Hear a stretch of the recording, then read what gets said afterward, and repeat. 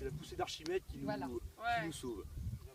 Donc on ne pourra pas s'enfoncer plus qu'au thorax, c'est impossible.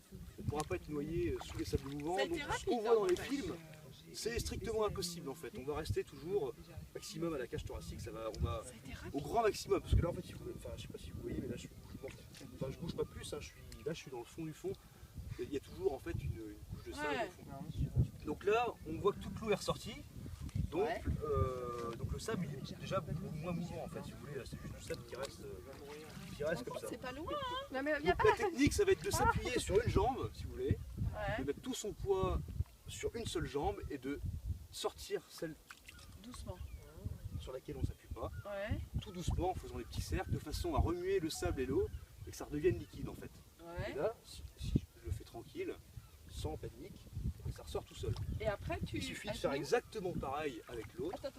Donc celle-là, elle est un petit peu plus compliquée parce que j'ai le pied en pointe, mais voilà, il faut y aller tranquille. Le truc, c'est de ne pas paniquer. Et en principe, dans la théorie, ça marche. La théorie. Allez chercher les secours. Vous pouvez essayer si vous voulez. Non. Involontaire. Non.